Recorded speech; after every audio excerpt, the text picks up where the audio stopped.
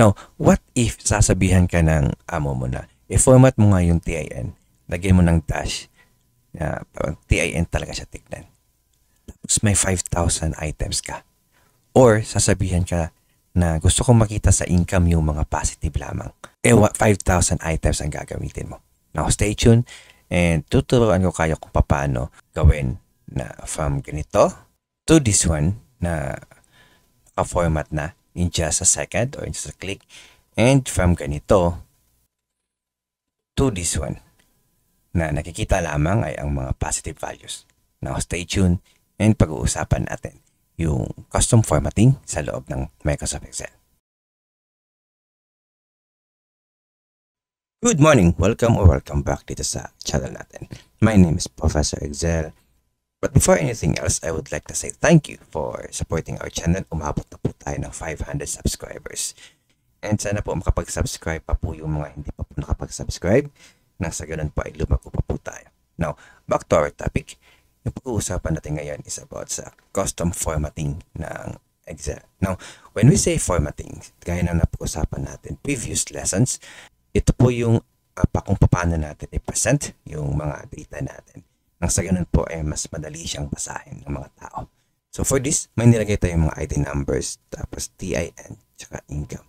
Now, sa ngayon po, wala pa pong format to. Lahat ng ginawa natin dito ay naka-general pa lang. Now, susubukan po nating pagandahin ito and gamitin po natin yung custom format. So for example, yung ID number natin, nakikita natin na may ID number na may 3 digits, tsaka 4, tsaka 2. No? Medyo pangit siya tignan. Kaya mas maganda i-format natin siya. No? Since may 4 tayo dito, I think better kung yung ID number natin ay abot ng 5 digit. So, lagyan lang natin ng 0 dito. So, to do that, pwede natin i-highlight to. Punta po tayo dito sa numbers, or you can press Ctrl 1 upang lumabas po yung format cells. Now, sa loob ng format cells, napag-usapan na po natin yung iba dito. Like for example, yung currency, accounting, and yung iba pa. Now, punta tayo dito sa baba. May custom na nakalagay dito. So, pindutin natin yan. Dito sa loob ng custom, makikita natin yung sample.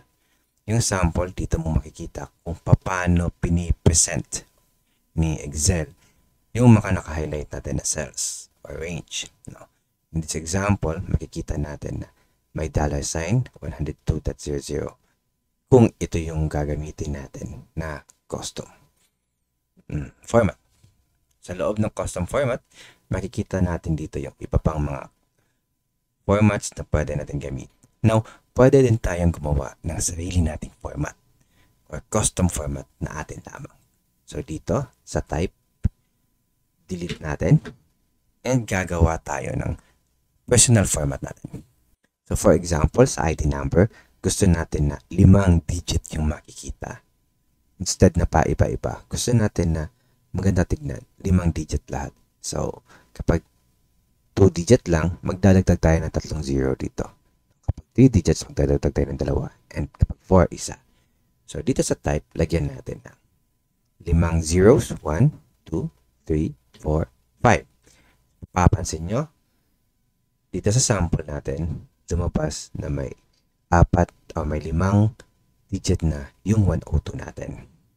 So once you press OK, ayan, so naging mas maganda tingnan yung ID number natin kasi mas consistent na yung format na ginamit natin. Now, pwede din naman na lagyan natin ng word na ID dito sa unahan or kahit anong custom idea, kahit anong custom letters na ginagamit ng company niyo. So for this example, gamitan natin ng word na ID. So, ayan. So dito sa custom, lagyan natin dito sa type, lagay tayo ng word na ID. Ayan. So makikita natin yung sample, may ID na sa unahan. So once we press OK, maglalagay na siya ng ID. Now take note na lahat ng ginagawa natin ay pawang format lamang, hindi po siya yung nasa loob ng cell mismo. So kung mapapansin nyo dito sa example natin, ang nakikita dito sa ginawa natin ay may word na ID. I think mas maganda Now, for this example, ilayo natin yung lagyan natin ng space. Sa ganun ay mas madaling Ayan. So, dito sa example natin, nakikita natin yung word na ID, space, tsaka yung ID number niya. However, sa loob ng Excel, yung tunay na value nito ay number pa rin. Ayan, 4321. Kahit nakalagay dito ID 00102, dito 102.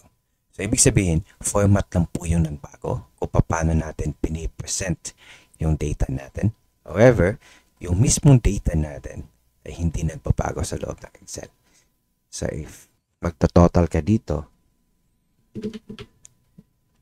makakakuha ka pa din ng total na 4501 kasi nga numbers pa din lahat ang nasa loob nito. Okay? So ngayon, for example, sa TIN naman tayo.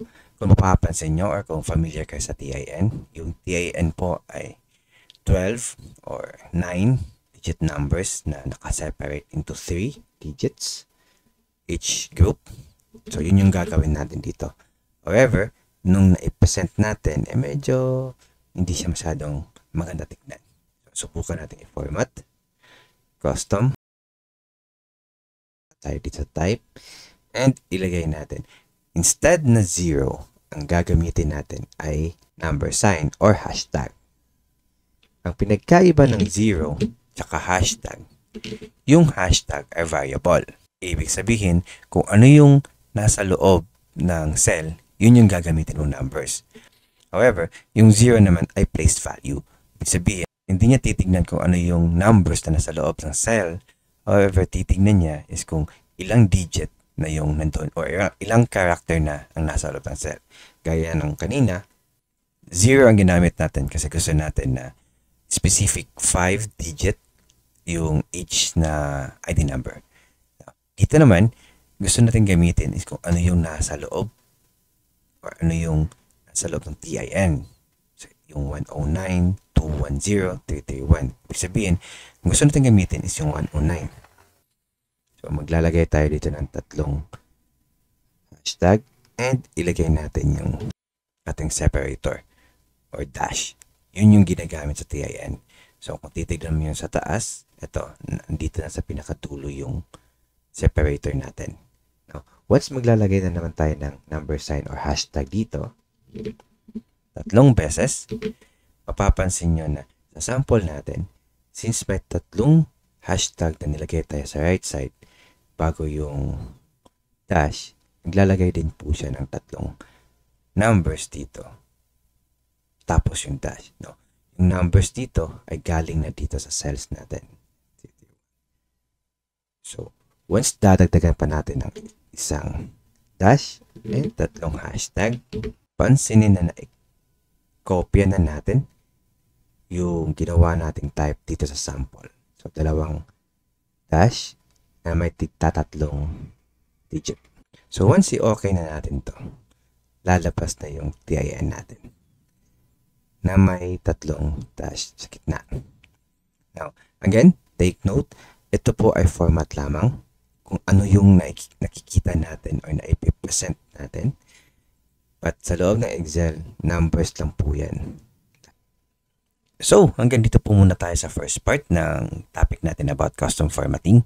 Sa second part po, pag-uusapan po natin o i-breakdown po natin yung 4 na structure na custom formatting. Ito yung positive numbers, negative, saka kung paano natin i-handle yung 0 and text. So again po, my name is Professor Excel. Please do subscribe on our channel and until next time, good morning.